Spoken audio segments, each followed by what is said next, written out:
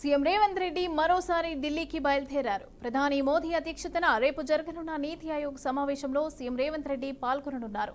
ముఖ్యమంత్రి హోదాలో తొలిసారిగా నీతి ఆయోగ్ మీటింగ్ కు హాజరవ్వబోతున్నారు. ఈ సమావేశంలో రాష్ట్రానికి రావాల్సిన నిధుల వాటా గురించి సీఎం రేవంత్ ప్రస్తావించనున్నట్లుగా సమాచారం. 2047 తెలంగాణ రైజింగ్ కోసం నీతి ఆయోగ్ లో నిధుల కోసం విజ్ఞప్తి చేయనున్నారు. ఇక రాష్ట్రంలో పెండింగ్ లో ఉన్న ప్రాజెక్టులకు నిధులు, మెట్రో విస్తరణ, రీజనల్ రింగ్ రోడ్డుకు నిధులు, ఫోర్త్ సిటీ మూసీ డెవలప్మెంట్ కు నిధులు కేటాయించాలని కోరనున్నట్లు తెలుస్తోంది. ఈ పర్యటనలో కాంగ్రెస్ అగ్రనేతలతో సీఎం రేవంత్ రెడ్డి భేటీ కానున్నట్లు సమాచారం.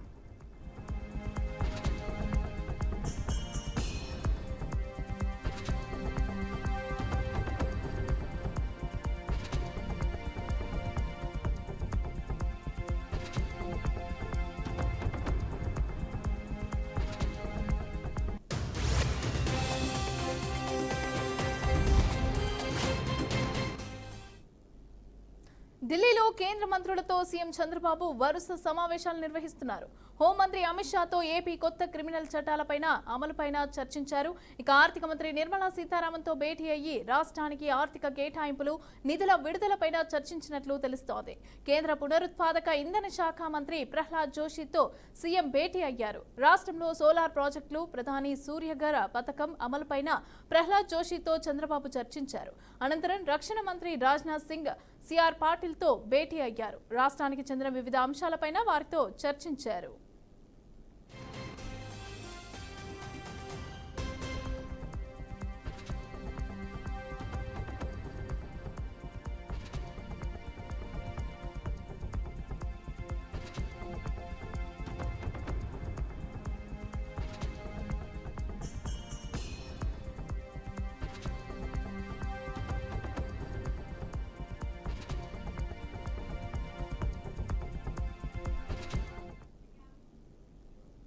మిస్ వరల్డ్ అందాల పోటీలపై ఉన్న శ్రద్ధ హైదరాబాద్ అందాలపైన లేదని కేంద్ర మంత్రి కిషన్ రెడ్డి విమర్శించారు. బస్తీలో పర్యటించిన కేంద్ర మంత్రి బస్తీ వాసుల సమస్యలను అడిగి తెలుసుకున్నారు. హైదరాబాద్ అభివృద్ధిపైన సీఎం రేవంత్ రెడ్డి దృష్టి పెట్టాలని సూచించారు. హైదరాబాద్ అంటే హైటెక్ సిటీ మాత్రమే కాదని, హైదరాబాద్ అంటే పాత బస్తీలోని అనేక ప్రాంతాలు ఉన్నాయని సీఎం మర్చిపోయారని ఆరోపించారు. మరోవైపు సైనికులను అవమానపరిచే రీతిలో కాంగ్రెస్ నేతలు మాట్లాడటం దురదృష్టకరమని అన్నారు. సంబంధించినటువంటి కార్యక్రమాలకు స్థానికంగా ఉన్నటువంటి శాసనసభ్యులు, మా స్థానికంగా ఉన్నటువంటి మా కార్పొరేటర్తో కలిసి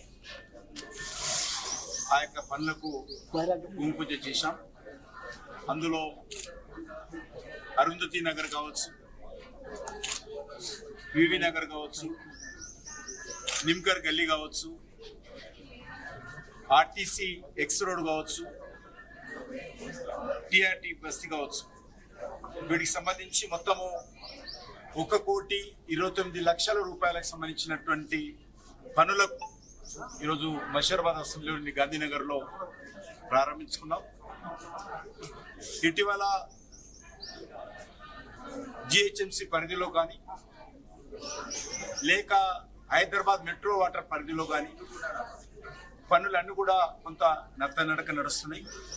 వీటిని వేగవంతం చేయాల్సినటువంటి అవసరం ఉంది.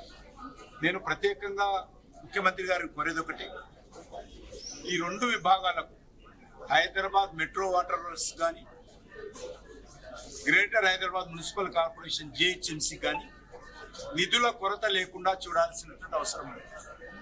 ఎవరైతే కార్పొరేటర్స్ ఉన్నారో కార్పొరేటర్స్ కూడా పూర్తి అధికారాలు ఇచ్చి వాళ్ళకు కూడా నిధులు మంజూరు చేయాల్సిన అవసరం.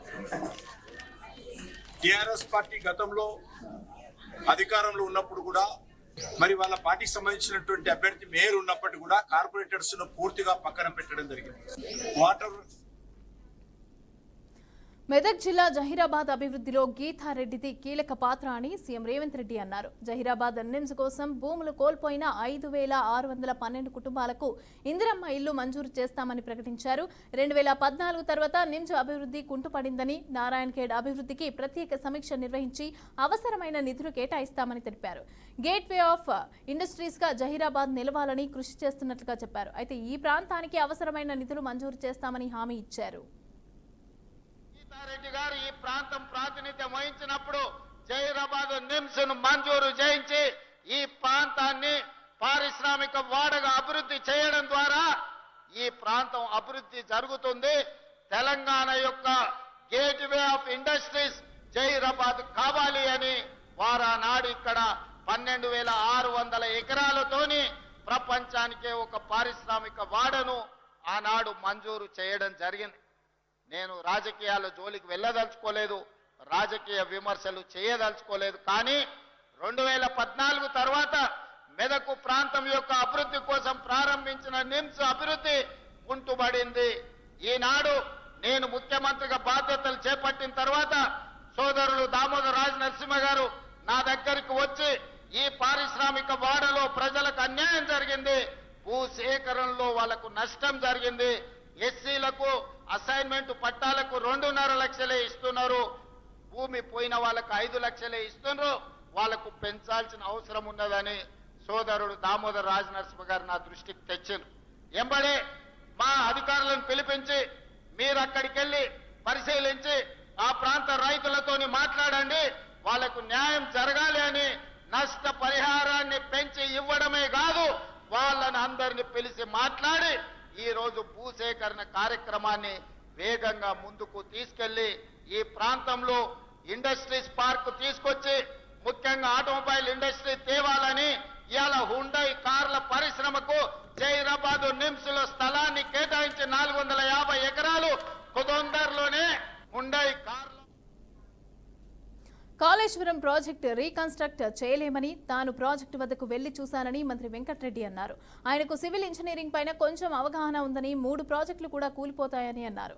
కేంద్ర ప్రభుత్వం నుంచి ఎన్డీఎస్ బృందం కూడా 3 ప్రాజెక్టులు కూలిపోతాయని స్పష్టం చేసిందని వెంకటరెడ్డి తెలిపారు. నేను కాంట్రాక్ట్ చేసిన సివిల్ ఇంజనీరింగ్ చేసిన నేను అంతకుముందు దాని గురించి కొంచెం నాలెడ్జ్ ఉన్నది. ఏం చేయలేము మనం, దాన్ని మొత్తం తీసేయవలసింది. అది 3 డ్యాములు తీసేయవలసిందే. 1 సంవత్సరం 2 సంవత్సరం గోదావరిలో ఒకసారి విపరీతమైన ఫ్లడ్స్ వస్తాయి. 3 వాష్ అవుతామని చెప్పి ఎన్డీఎస్ఏ మేధావులతో కూడిన సెంట్రల్ గవర్నమెంట్ చట్టపరంగా అనుభవించిన ఎన్డీఎస్ఏ ఇచ్చిన రిపోర్ట్ 3 కొట్టుకోపోతాయి. మీరు నీళ్ళు ఆపొద్దని చెప్తే మళ్ళీ మీరు దాని కాళేశ్వరం కూలింది అనే వారు మా విఠలాపూర్కి వచ్చి చూడాలని మాజీ మంత్రి హరీష్ రావు సూచించారు. కాళేశ్వరం వట్టిదైతే విఠలాపూర్ అనంతమ్మ చెరువు మత్తడి ఎలా దూకుతుందని ప్రశ్నించారు. సిద్దిపేట జిల్లా చిన్నకోడూరు మండలం విఠలాపూర్ గ్రామం పెద్దమ్మ ఉత్సవాల్లో ఎమ్మెల్యే హరీష్ రావు పాల్గొన్నారు. కేసీఆర్ కట్టిన కాళేశ్వరంతోనే 2 పంటలు పండుతున్నాయని అన్నారు. ఇక రేవంత్ రెడ్డి నోరు విప్పితే అబద్ధాలు చెప్తున్నారని హరీష్ రావు మండిపడ్డారు.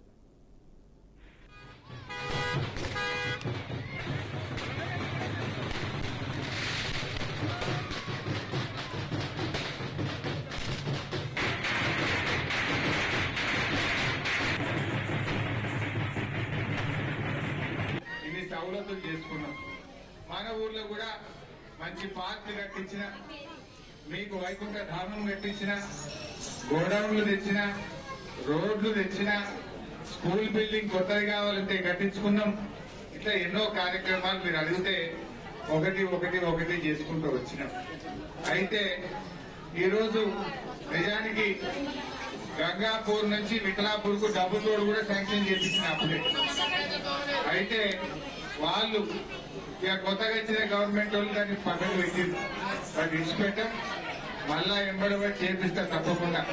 ఇవాళ ఎన్ని మాటలు చెప్పిండ్రు, మా అక్క చెల్లెలకు 2500 ఇస్తామన్నారు. ఏడాది అంతమే వచ్చిందా?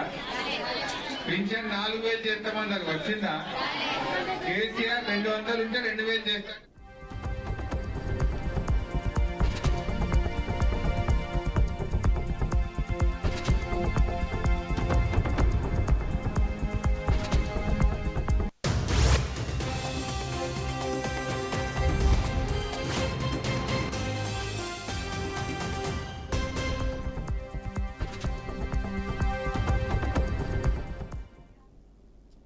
రెడ్డిగా బ్రేకింగ్ న్యూస్ చూస్తున్నాం. కాసేపట్లో శంషాబాద్ విమానాశ్రయానికి ఎమ్మెల్సీ కవిత రానున్నారు. ఈ క్రమంలో శంషాబాద్ వద్ద జాగృతి శ్రేణులు భారీ సంఖ్యలో చేరుకున్నారు. జై హో కవితక్క అంటూ ప్లకార్డులు ప్రదర్శిస్తున్నారు. అయితే ఎక్కడా బీఆర్ఎస్ జెండాలు కనిపించకపోవడంతో రాజకీయ వర్గాల్లో చర్చ జరుగుతుంది. ఇక కవిత ఎలాంటి వివరణ ఇవ్వబోతున్నారన్న దానిపైన సర్వత్రా ఆసక్తి నెలకొంది. కేసీఆర్ కు కవిత లేఖ రాయడంతో బీఆర్ఎస్ శ్రేణులైతే దూరంగా ఉన్నారు.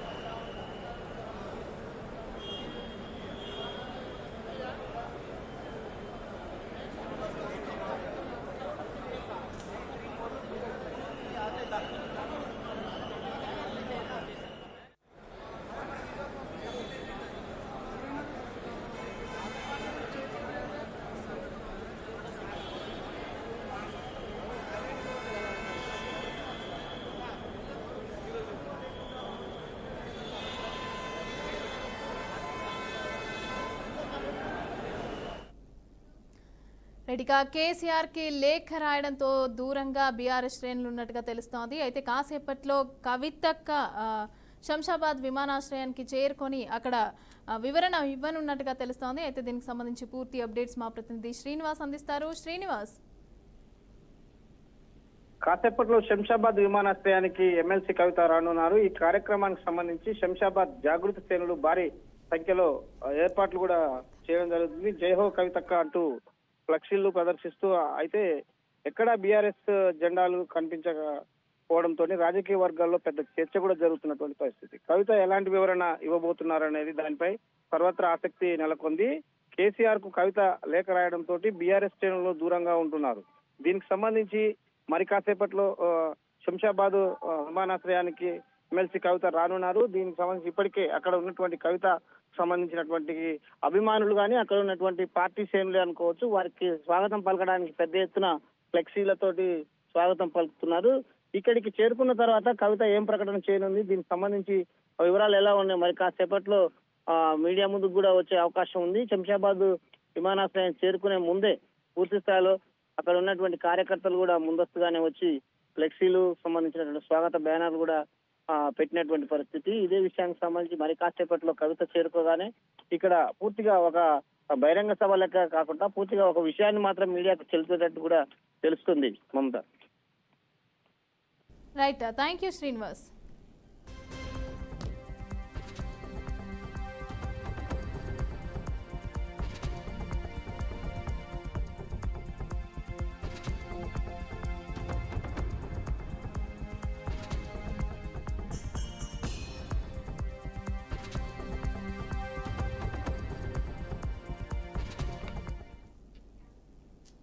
ఇక ఆంధ్రప్రదేశ్లో తీవ్ర దుమారం రేపుతున్న లిక్కర్ స్కామ్ కేసులో మాజీ ముఖ్యమంత్రి వైసీపీ అధినేత వైఎస్ జగన్మోహన్ రెడ్డి జైలుకెళ్లి చిప్పకూడు తినటం ఖాయమని ప్రభుత్వ whip BJP MLA Adinarayana Reddy సంచలన వ్యాఖ్యలు చేశారు. రాష్ట్ర ఆర్థిక పరిస్థితి అయినా అదేవిధంగా లిక్కర్ స్కామ్ ఆరోపణలపైన కూడా జగన్ చేస్తున్న వ్యాఖ్యలు విడ్డూరంగా ఉన్నాయని అన్నారు.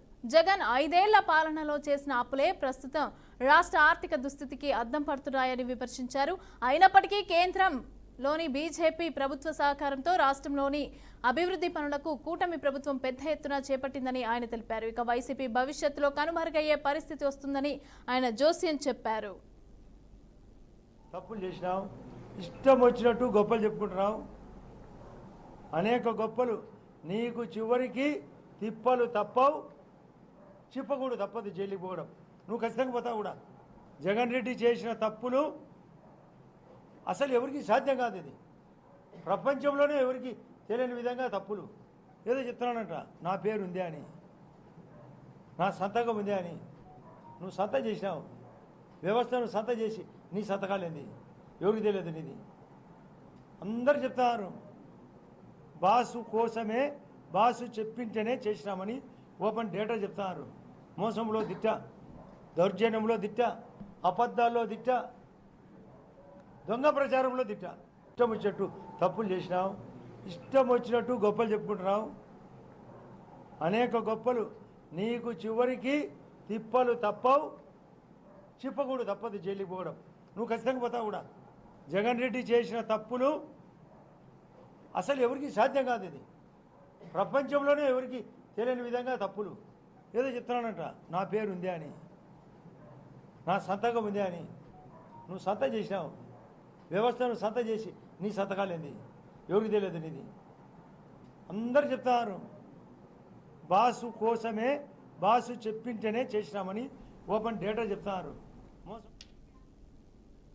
ప్రకాశం జిల్లా కొమరోలు మండలం తాటిచెర్ల మోటు గ్రామ సమీపంలో జాతీయ రహదారిపైన ఘోర రోడ్డు ప్రమాదం చోటు చేసుకుంది. కారు, లారీ ఢీకొన్నాయి. ఈ ఘటనలో కారులో ప్రయాణిస్తున్న 6గురు అక్కడికక్కడికే మృతి చెందగా 2 చిన్నారులు తీవ్రంగా గాయపడ్డారు. సమాచారం అందిన వెంటనే పోలీసులు ఘటనా స్థలానికి చేరుకుని పరిశీలించారు. గాయపడ్డ వారిని గిద్దలూరు ప్రభుత్వ ఆసుపత్రికి అంబులెన్స్లో తరలించారు.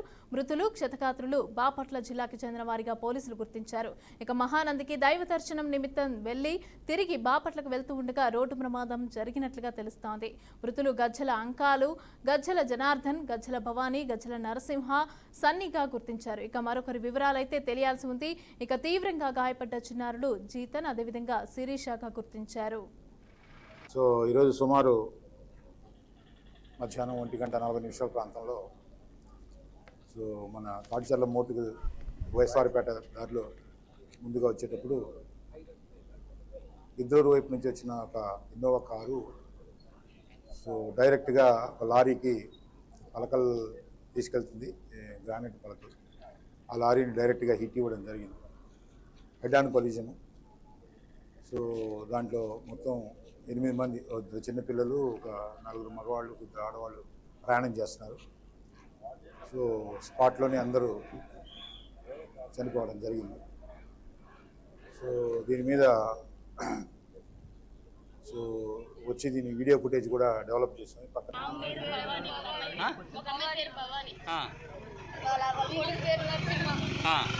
ఎవరో తెలీదు చుట్టాలు తీసుకుని వచ్చారంట. ఎక్కడి నుంచి ఎక్కడికి పోయేస్తున్నారమ్మా? డోనెళ్ళు వస్తున్నారు వాళ్ళ అమ్మాయి కోసం. ఏ ఊరమ్మా వీళ్ళది? చీరాల దగ్గర. We built an updates. For more updates, keep watching BRK News.